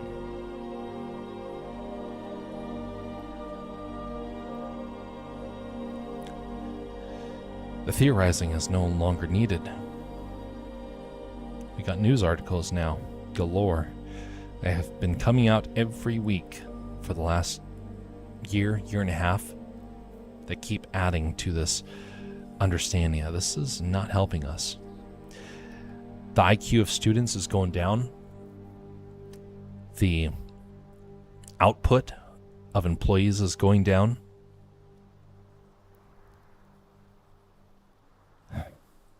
Products are getting worse. People are getting more frustrated. Scams are up.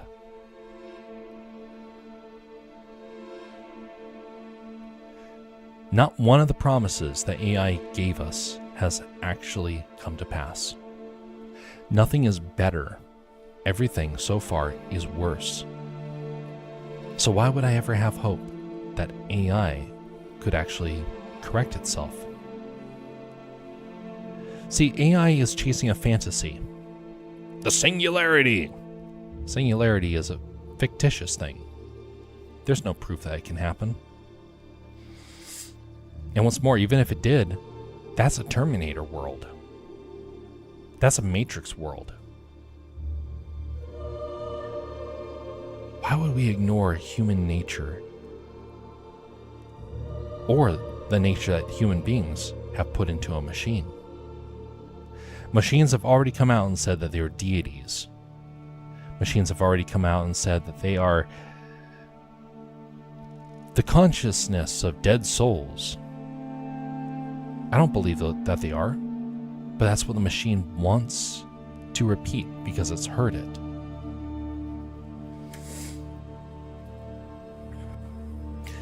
Would you be against human and AI marriage? It's a popular meme now where AI of the future is being shown in a similar way to black people of 1950s American compared to the whole situation of white. Oof. I know what you're talking about. Believe me, that is propaganda. A machine is not real. It is not a living breathing creature. It's not racism.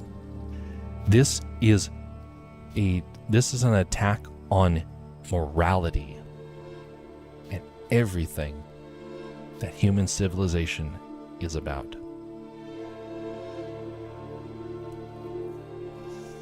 See, what you call open-minded, you have to remember,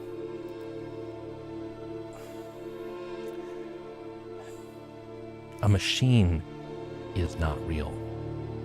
It is not flesh and blood. It cannot do anything of merit.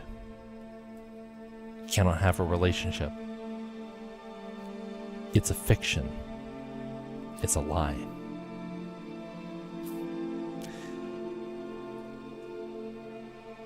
Human beings come in very different kinds. We are of all sorts of colors. We come from all sorts of cultures. We are still human.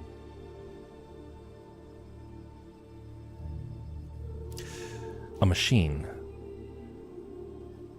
is not human. A machine robs humanity of intimacy. It robs humanity of a future.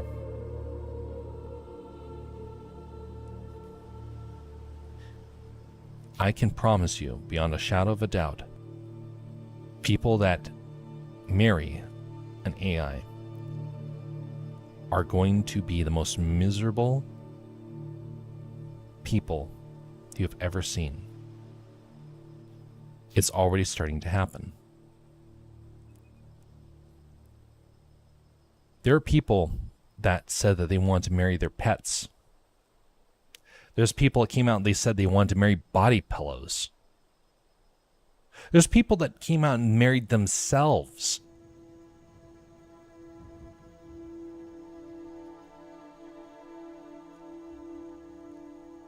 Every one of those things was evil. Now, I'm not joking when I say evil. That's like flat out evil. It's destruction of everything natural. It's a destruction of everything good.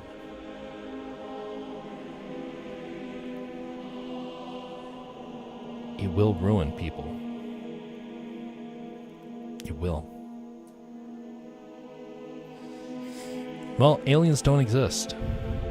But even if they did, no. You know, there's actually an area in Scripture that mentions about something very similar to that. It's in the Bible, the book of Genesis. It mentions that there are some angelic creatures. We don't really know a whole lot about them, but they did not have a love of God. They looked at His creation and decided that they wanted to go down and intermingle with the people of the earth. And so they did. As the scriptures tell us, it resulted in a race of giants and people of immense strength and power. They were evil to the core, and God sent a flood to wipe them out. So let me ask you this question.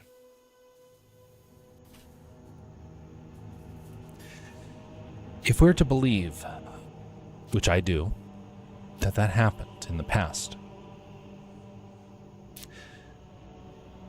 who would want us to start to think that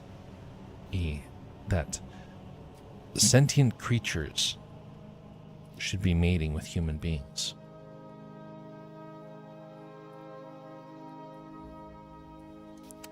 Maybe creatures or spirits that mean harm and destruction. Now, that may sound like wild fiction, but is it any more fictitious than some of the things that AI or the alien community is suggesting? Is it any more wild? Or is it a unifying understanding of where it's like, oh, that's how all this stuff ties together? Be very careful. The world is in for a wild ride of deception. Wild ride. It's already begun in many ways. I dare say that I have heard some of the most outlandish things that just 10 years ago, 20 years ago, would have been considered impossibly, well, wicked and terrible to even contemplate. And now they're commonplace in our culture.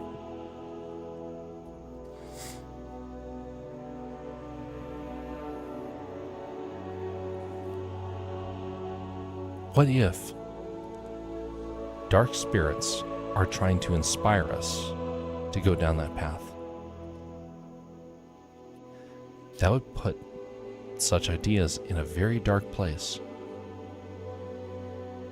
It's all said with the concept of love and being open, but what if that is the deception? What if that's exactly how that deception takes place? We're going to eventually end up treating a machine as more human than a human. I've already heard that argument. That's going to be based on intelligence, on what makes somebody more worthy of intelligence or fair treatment. Back in the day, that would have been considered racism. Now, it will be considered the elites trying to make their AI more valuable than the common man. You won't have any rights. Eventually, the machine will have all your rights. It's the one that's working. And if it somehow had sentience, that wouldn't actually make things better. It just means that you will be replaced all the faster.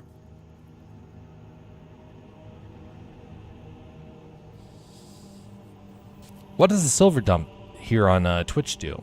So the silver dump was a way for people that were part of the Discord to be able to transition their rewards over to this system. Silver dump basically meant that you had channel points, because I don't have a way to detect how long people have been watching, and it gave people the ability to add stuff to their account over here, and thus able to, do very important, oh, come on.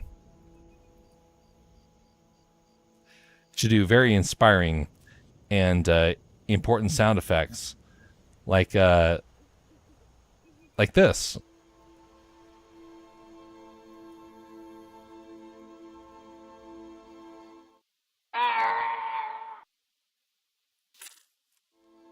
That's what a silver dump does. Well, it went on for 45 minutes longer than what I was intending to. Didn't get super far tonight. Got this soldier for the most part, but I need to wrap it up because I am beat. Allergies are kicking me, and I got to go to work tomorrow again. So we'll be back tomorrow with another stream. Tomorrow night's going to be a bit longer because it's Friday, and then we got stuff on Saturday that is going to be taking place. It will not be another daytime stream. It's going to be evening, but it might be a little bit earlier, based upon how the evening goes. But anyway, we're going to be wrapping up for here. Let me see if there's anybody that is currently live over on the Twitch side, so we can go over and pay them a visit.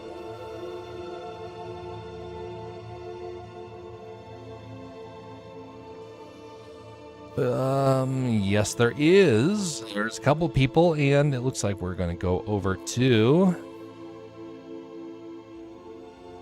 Haven't Fair tonight. Yes, because I do need to go over and also mention to him what I learned. So I'm going to mute that. We're going to go on over and say howdy do. Oh, he's got a goofy hat on. All right, well, much appreciated, folks, for coming by. If you found anything of merit around here, would you consider liking or disliking the stream? I would much appreciate that. The thing I'll leave you with is something that is deeply weighing on my heart. Within the last few years, I have watched people that I know start to dehumanize other folks. Other folks that have, within the last couple of years, they say, that person's not worthy. That person doesn't deserve this. That person doesn't deserve to be treated well. That person's subhuman. I've seen that happening. You know what I've noticed among all of them? They all are very much leaning into this AI stuff. Now, it is not a cause and effect. I do know that. But watch. Watch what happens. Ask yourself, some of these people that are at the top, do they actually value human life? And if they don't, how would you know? Don't dive in head first. That's one thing I'll say. See you all later. No matter where you fall in this situation, be civil to one another. And spread that civility to your community, especially those that maybe are having a tough time with a lot of these changes. We're going to start the raid. Until next time, folks, have a very pleasant evening. To the rest of you on the other channels, we are not going to be doing a raid, of course, but we will be seeing you all at a later date. Until next time, folks.